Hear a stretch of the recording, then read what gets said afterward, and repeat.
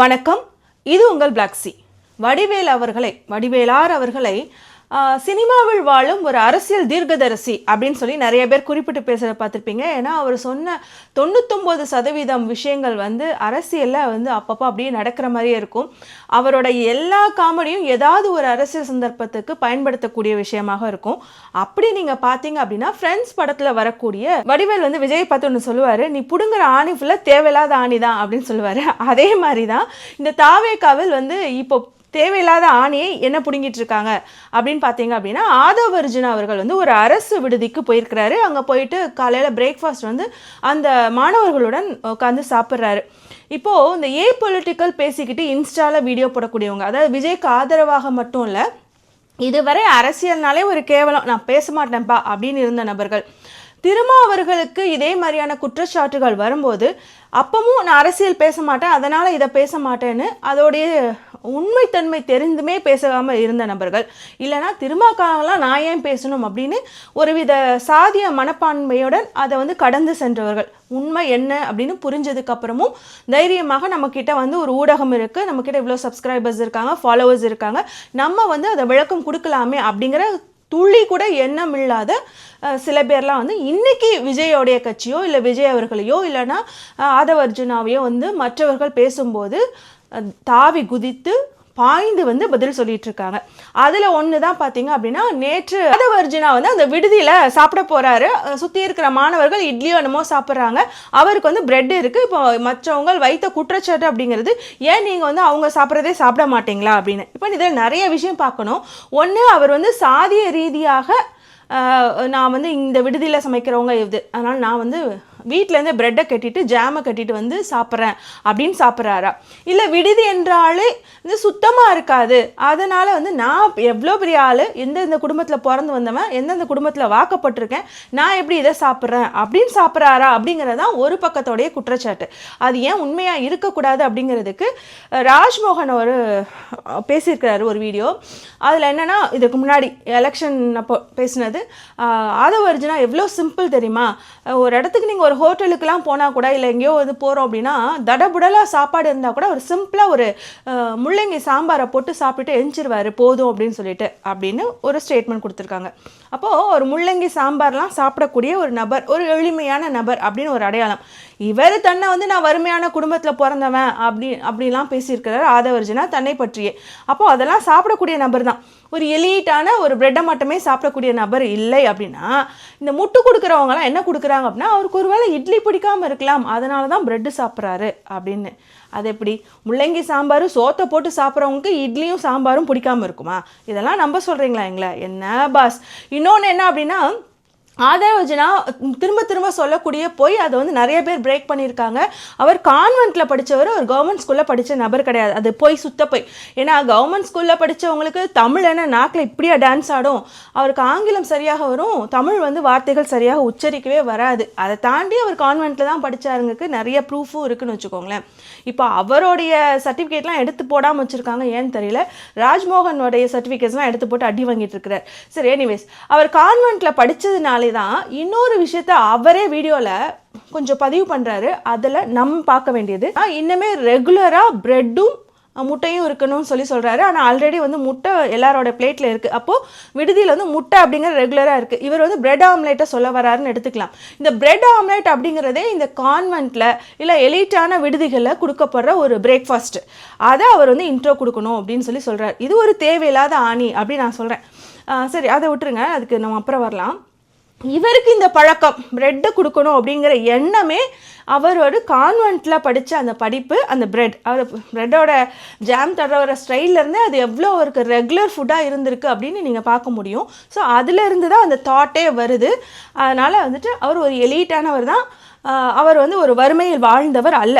அதை தாண்டி திலகவதி IPS அவங்களுடைய சகோதரியோட பையன், அவங்க என்ன சமூகத்தை சார்ந்தவங்க அப்படின்னு எல்லாருக்குமே இங்கே தெரியும். அந்த சமூகம் அப்படிங்கிறது அதுலேயும் முக்கியமாக ஒரு சில கேட்டகரியில் ஃபார்வர்ட் கேட்டகரியில் வரும், ஃபார்வர்ட் கிளாஸில் FCயில் வரும்.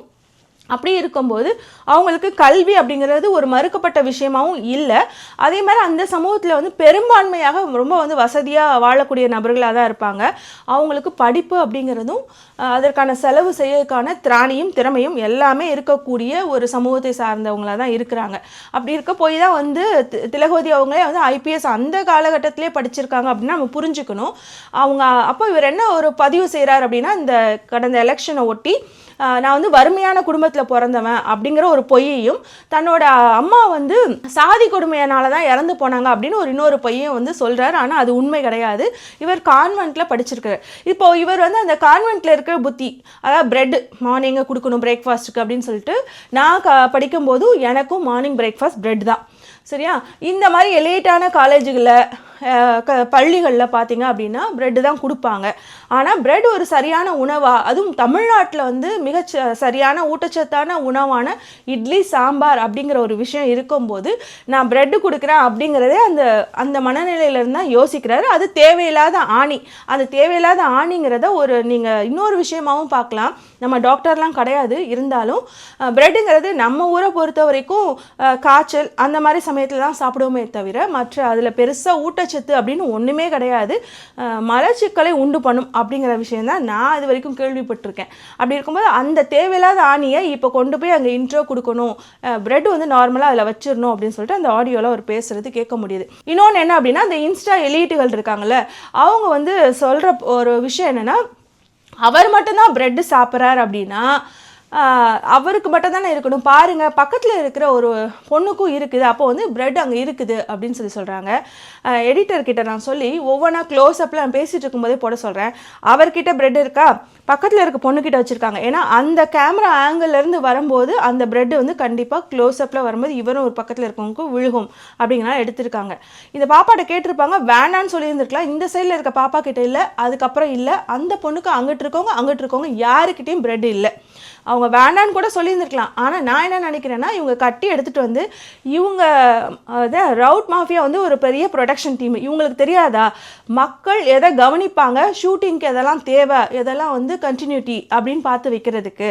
இன்னொன்று என்னென்னா, ஆதவர்ஜுனா எங்கே ட்ரெயின் பண்ணிட்டு வந்திருக்கிறார் அப்படின்னா, விசிகாலேருந்து வந்திருக்கிறார். விசிகா சந்தித்த மிகப்பெரிய பிரச்சனை அப்படின்னா, திரும்ப ஒரு அமைச்சரோட திமுக அமைச்சரோட வீட்டுக்கு போகிறாங்க. அந்த சோஃபா இங்கேயும் அதுக்கு அந்த சைடுமே இருந்திருக்கு. திரும்ப அண்ணா தான் மெனக்கிட்டு நான் எதுக்கு உட்காந்து முகம் பார்த்து பேசணும், அதனால் பரவாயில்ல அந்த வராண்டாவில் இருக்க சேர் எடுத்து போடுங்க அப்படின்னு சொல்லிட்டு சேர் எடுத்து போட்டுருந்துருக்காரு. அவருக்கு எந்த மனசுக்குள்ளேயும் எந்த திட்டமோ பிளானோ கிடையாது. இதை வந்து பெருசாக்கி பேசுவாங்க அப்படிங்கிற இது கூட அவருக்கு இல்லை. அந்த அளவுக்கு ஒரு வெள்ளந்தியான மனிதராக இருந்திருக்கிறாரு. அதனால் சேரை வாங்கி போட்டுட்டாரு, பேசிட்டார். அப்படியே ஒரு வேளை வந்து இது கேள்வியாக்கப்பட்டாலும் வந்து நம்ம மறுப்பு தெரிவிச்சுட்டு போயிருக்கலாம். ஏன்னா உண்மை இருக்குது, அங்கே உண்மைத்தன்மை இருக்குது, நம்ம உண்மையை சொல்லிட்டு போகிறோம், மக்கள் நம்ப போகிறாங்க அப்படின்னு அவர் நினச்சி தான் அந்த சேர் எடுத்து போட்டார். ஆனால் இன்னை வரைக்கும் பிளாஸ்டிக் சேர்னு அந்த மனுஷனை போட்டு எல்லாரும் கேலி பண்ணிட்டு இருக்காங்க. அங்கேருந்து வந்தவர் ஆதவர்ஜுனா. அப்போது மக்கள் ஏதோ கவனிப்பாங்க அப்படின்னு தெரிஞ்சிருக்கோம்ல. நம்ம வந்து சாதி பார்த்தோம், இல்லைன்னா ஹாஸ்டலில் இந்த மாதிரியான அரசு விடுதிகளில் ஹைஜீனிக்காக இருக்காது, சுத்தமாக இருக்காது அப்படின்னு அவர் மண்டைக்குள்ளே இருக்கிற அழுக்கின் காரணமாக பிரெட் சாப்பிடணும் முடிவு பண்ணிட்டார். ஆனால் இந்த மாதிரியான கேள்விகள் வரும்னு அவருக்கு தெரிஞ்சனால அதை அவாய்ட் பண்ணுறதுக்காக அந்த அட்வர்டைஸ்மெண்ட் கம்பெனினே சொல்லலாம். அந்த அட்வர்டைஸ்மெண்ட் கம்பெனி தங்களை அட்வர்டைஸ் பண்ணிக்கிறதுக்காக, தங்களை பப்ளிசிட்டி பண்ணுறதுக்காக பக்கத்தில் இருக்கிறவங்களுக்கும் பிரெட்டை வச்சுட்டேன்னா இந்த கேள்வி வராது அப்படின்னு நினச்சாங்களா? அதே தான் பாருங்கள், யாருமே வந்து அவங்கள சார்ந்தவர்கள் என்ன மாதிரி முட்டு கொடுக்குறாங்கன்னா, பிரெட் இருக்குல்ல பக்கத்தில் இருக்கவங்களுக்குன்னு. இப்போ இன்னொரு விஷயத்த என்னோடய எடிட்டர் உங்களுக்கு ஹைலைட் பண்ணி காமிப்பார். எடிட்டர் அந்த எதுக்கு இருக்க நபரும், அவரும் இவங்களோட தாவேக்கா சார்ந்த நபர், அவரோட பிளேட்லேயுமே இட்லி இல்லை, பிரெட்டு தான் இருக்குது. இப்போது இவருக்கு இட்லி பிடிக்காதுன்னா அவருக்கு இட்லி பிடிக்காதா? இப்போ என்னென்னா, அவங்களுக்கு அதுதான் அந்த மனநிலை, சுத்தமாக இருக்காது, இல்லைன்னா சாதி. அதனால தான் அங்கே போய் உட்கார்ந்தா அந்த ட்ராமா கோஸ்டிங்க இருக்காங்களா, அந்த ட்ராமா கோஸ்டிங்க கிட்டலாம் பிரெட் இருக்குது. அவங்க எல்லாமே பிரெட்டை தான் சாப்பிட்றாங்க. மற்றவங்க கிட்ட ஒரு அடையாளமாக பிரெட் வந்து ஓரமாக வைக்கப்பட்டிருக்கு. யாருமே அந்த பிரெட்டை தொடவே இல்லை. அப்படின்னா அது அடையாளத்துக்காக ஒரு கேள்வின்னு வந்துச்சுன்னா இந்த மாதிரி ஒரு முட்டை கொடுத்துடலாம் அப்படின்னு சொல்லி தான் வைக்கப்பட்டிருக்கே தவிர ஆங்காங்கே அதுவும் நான் ஒரு பொண்ணுக்கு தான் வச்சுருக்காங்கப்பா, அந்த ஒரு பொண்ணுக்கு தான் வச்சுருக்காங்க எனக்கு தெரிஞ்சு. இந்த சைடில் இருக்கவங்கள தூரமாக இருக்கவங்களுக்கும் சுத்தமாக இல்லை. நீங்கள் வீடியோவை ஸ்லோவாக கூட ப்ளே பண்ணி ஒவ்வொன்றையும் ஜூம் பண்ணி கூட பார்த்துக்கோங்க. இவ்வளோதாங்க. இவங்க பிடுங்கிட்டு இருக்கிற தேவையில்லாத ஆணி. அதுக்கப்புறம் 2 தேவையான ஆணி இவர்களால் பிடுங்கப்பட்டிருக்கு. அது என்னன்னு பார்த்தீங்க அப்படின்னா, முந்தா நேற்று கூட நான் பேசிகிட்டே இருந்தேன். தொழில்துறை அமைச்சரான கீர்த்தனா வந்து நிறைய விஷயங்களை இன்னுமே பேசவே ஆரம்பிக்கலை. அவங்க வந்து இந்த வின் பண்ண வைப் மூட்லேயே இருக்காங்க போல். நிறைய விஷயங்கள் நம்மளை விட்டு போய்கிட்டே இருக்குது. அதுக்கான ஒரு வருத்தம் தெரிவித்து கூட, இப்போ எங்களுக்கு நேரம் இல்லை, நாங்கள் எலெக்ஷன் டைமில் இதெல்லாம் நடந்துருச்சு அப்படின்னு கூட அவங்க ஒரு ட்வீட் கூட போடலை. அதுக்கான ரெஸ்பான்சிபிலிட்டிஸ் எடுத்துக்கலைன்னா கூட பரவாயில்ல, ஆனால் அதற்கான வருத்தத்தை கூட இன்ன வரைக்கும் தெரிவிக்கல. அதில் மிக முக்கியமான அந்த 2 ப்ராஜெக்டில் ஒன்று வந்து ராயல் என்ஃபீல்டு.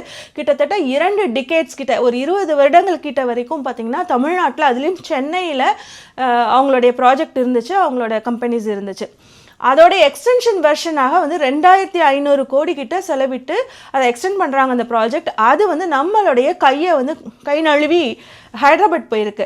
இவ்வளோ வருடங்கள் சென்னையில் இருந்திருக்காங்க. சென்னையோட கிளைமேட், சென்னையோடைய இந்த திராவிட அரசுலாம் சரி, அவங்க கொடுக்க சலுகைகள் அப்படின்னு பார்க்கும்போது தொடர்ந்து சென்னையில் வந்து இண்டஸ்ட்ரியல் வந்து அவங்க ரன் பண்ண விருப்பப்படுவாங்க.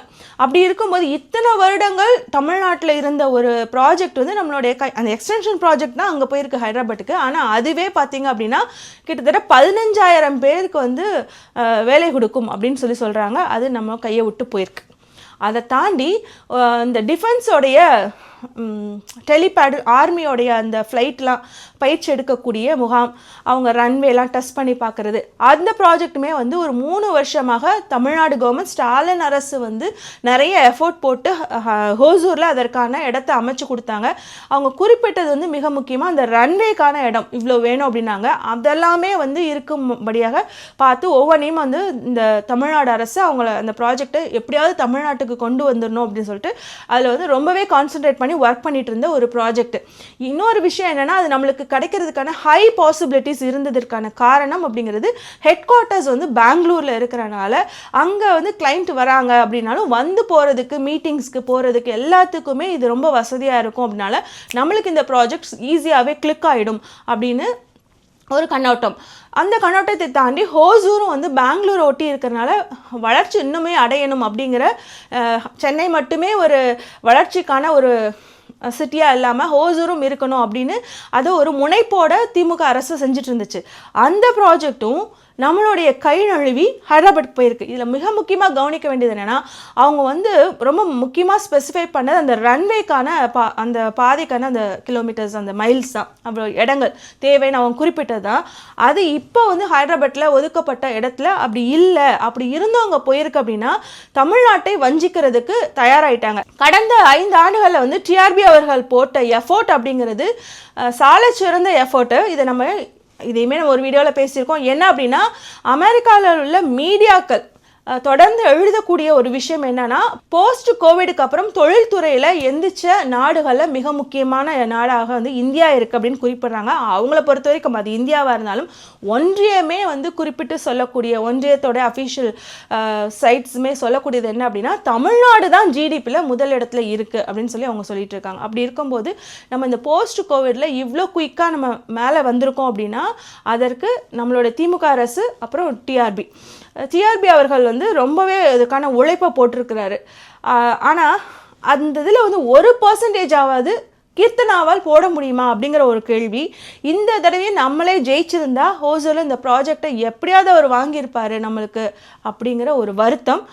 அந்த வருத்தம் அவங்களுக்கு வந்து சரி, திமுக அரசு கொண்டு வந்தது போனால் போகட்டும்னு கூட இப்போ கீர்த்தனா வந்து கடந்து போயிருந்துருக்கலாம். அவங்களுக்கு இது தேவையில்லாத ஆணியாக கூட இருந்திருந்துருக்கலாம். ஆனால் ஒரு வருத்தம் தெரிவிக்காமல் ஒருத்தவங்களால் எப்படி இருக்க முடியுது? இதோட இழப்பு அப்படிங்கிறது அவங்களால புரிஞ்சுக்க முடியலையா அப்படிங்கிற கேள்வியை இங்கே முன் வச்சுட்டு, இதுதான் இவங்க பிடுங்கின தேவையான ஆணி அண்ட் தேவையில்லாத ஆணி அப்படின்னு சொல்லி இந்த வீடியோ முடிச்சுக்கிறேன்.